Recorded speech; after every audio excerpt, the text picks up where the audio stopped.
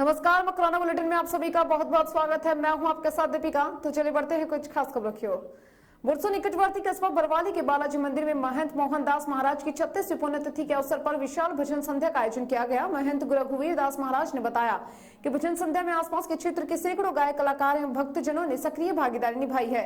कार्यक्रम का शुभारंभ बरवाली सरपंच महेश जांगिड़, महंत रघुवर दास महाराज, बालक दास महाराज ने महंत मोहन दास महाराज की तस्वीर के समक्ष दीप प्रज्वलित कर किया है। भजन संध्या की शुरुआत पुष्कर के गायक कलाकार मोतीलाल वैष्णव ने गणेश वंदना से की। कार्यक्रम में दूर दराज के विशिष्ट कलाकारों ने मनोरम भजनों के साथ श्रोताओं का मन मोह लिया।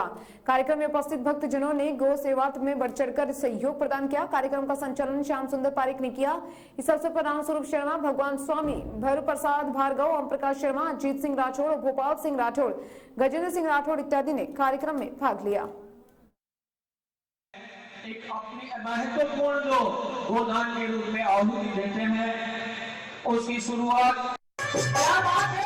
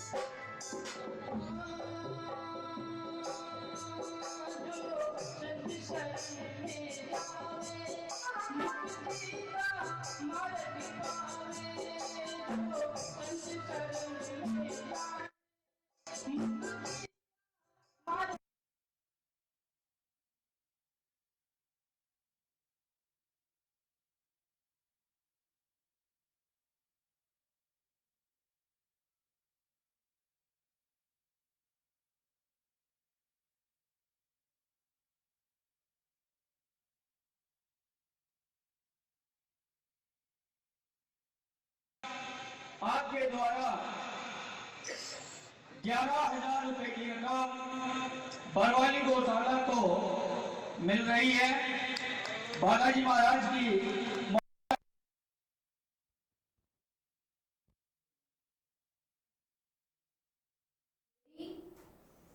घर से स्कूल के लिए निकली नाबालिग का अपहरण कर ले जाने के आरोपी मकराना थाना पुलिस ने सोमवार को 2 जनों के खिलाफ प्रकरण दर्ज किया है। मकराना थाना पुलिस ने दर्ज किए प्रकरण की जांच शुरू की है। मकराना थाना पुलिस के अनुसार इलाके के एक युवक ने पुलिस को सौंपी रिपोर्ट में बताया कि शनिवार सुबह वह स्वयं मजदूरी के लिए निकल गया, जबकि उसकी 15 वर्षीय बेटी स्कूल जाने के लिए घर से निकली, लेकिन वापस घर नहीं लौटी। शाम 4 बजे जब वह मजदूरी के बाद घर पहुंचा और बेटी के बारे में पूछा तो हकीकत सामने आई। पुलिस को सौंपी गई रिपोर्ट में बताया गया कि पूछताछ के दौरान सामने आया कि उसकी बेटी को कमलपुत्र भंवरलाल रेगर व सुरेंद्र पुत्र ओम प्रकाश भैला फुसला कर लेकर गए हैं।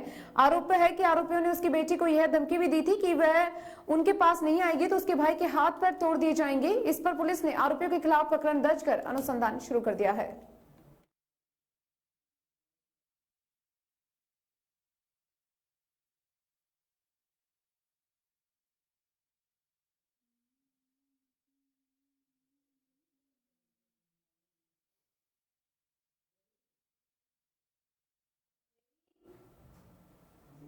सड़क सुरक्षा अभियान के अंतर्गत मकराना पुलिस द्वारा नागरिकों व वाहन चालकों को यातायात नियमों के बारे में जागरूक करते हुए सड़क सुरक्षा से जुड़ी जानकारी दी। दुर्घटनाओं पर अंकुश लगाने के उद्देश्य से मकराना में ट्रैक्टर, ट्रोली, रेहड़ी, छकड़े, ट्रक आदि के पीछे रिफ्लेक्टर लगाना अनिवार्य कर दिया है। थाना अधिकारी रोशन लाल सांवरिया ने बताया कि ट्रैक्टर, ट्रोली, रेहड़ियों के पीछे अक्सर वाहन चालक बैक लाइट नहीं रखते हैं। छकड़ी भी कई बार रात्रि में सड़कों पर परिवहन करती है। ऐसे में अंधेरी रात में पीछे से आने वाले वाहनों का अंदाजा नहीं रहता एवं दुर्घटनाएं हो जाती है।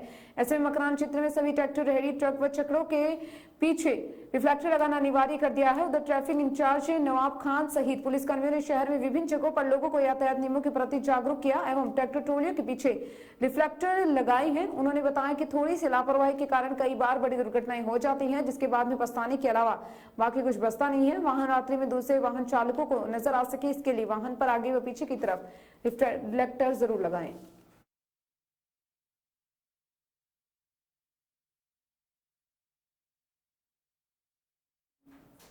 गंगा माता मंदिर मिंडा के समक्ष हरिप्रसाद शर्मा पूर्व आईपीएस के अध्यक्ष राजस्थान कर्मचारी चयन आयोग की नियुक्ति पर ग्रामीणों ने हर्ष प्रकट कर मिठाई वितरित की है। शर्मा के करीबी रहे गजानन शर्मा के साथ ही सरस्वती स्कूल मिंडा ने बताया कि शर्मा पुलिस विभाग के कई उच्च पदों पर रहकर ईमानदारी व निष्ठा के साथ काम किया, हमेशा दबाव रहित निष्पक्ष रहते हुए पीड़ित को न्याय दिलाया है। एक साधारण परिवार में जन्म लेकर अपनी ईमानदारी और कर्तव्य निष्ठा से ही इस पद तक पहुंच पाए हैं। आयोग में कई तरह की अनियमितताओं से हमारे युवा निराश थे, शर्मा इसमें पूर्ण पारदर्शिता लाएंगे। चुनौतियों का सामना करना इनका स्वभाव रहा है। कार्यक्रम में गंगाराम सेवादल सुरेश शर्मा, सुरेश भील, राजेंद्र गरवा, राजेंद्र शर्मा, बर्जन हनुमान नायक, पवन शर्मा, चित्रमल जांगड़, कमलेश राव का, गजेंद्र सिंह, सीताराम कुमावत, जितेंद्र सेवदा, कमल सेवदा, पंडित राजेंद्र शर्मा, संपत लाल शर्मा आदि मौजूद थे।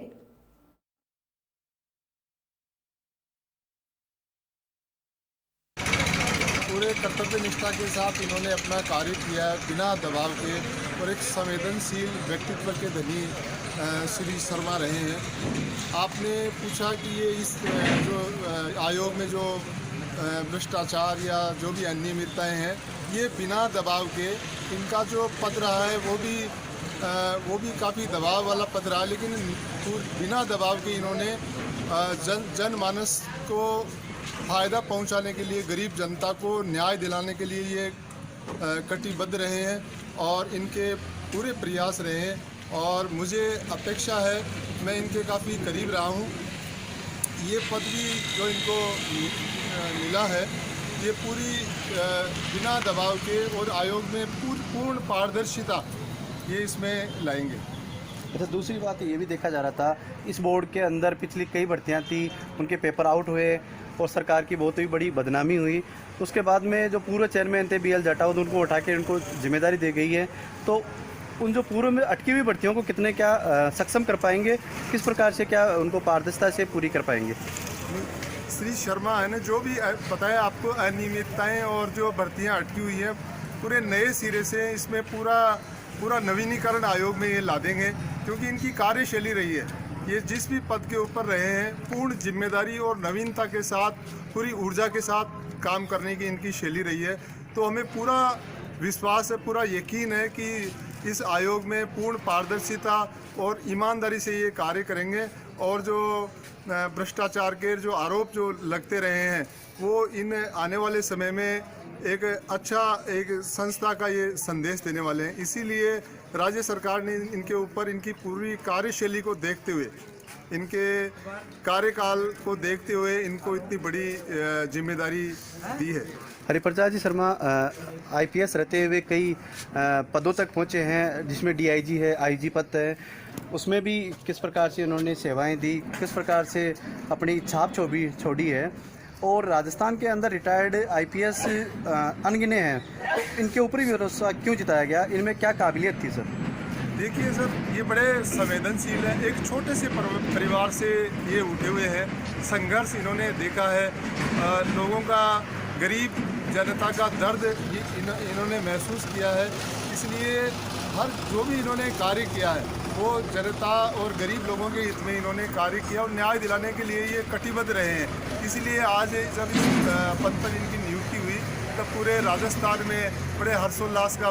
जब हमारे पड़ोस के गांव के ही किसी भी सज्जन को इतना बड़ा महत्वपूर्ण पद दिया जाता है, तो स्वाभाविक है कि पूरे गांव में खुशी का माहौल रहेगा, ये तो स्वाभाविक है।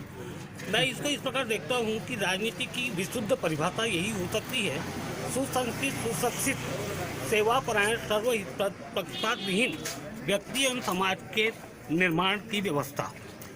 तो ऐसा लगता है कि पिछले कुछ दिनों से दिशाहीनता राजनीति से समाप्त होते जा रही है। वो चाहे किसी भी पार्टी का शासन हो, चाहे वो, मैं किसी पार्टी विशेष से संबंध नहीं रखता, न ही मैं किसी भी राजनीतिक दल का पृष्ठपोषक हूँ, लेकिन मुझे ऐसा लगता है कि पिछले कुछ समय से राजनीतिक दिशाहीनता समाप्त होते जा रही है सभी पार्टियों में।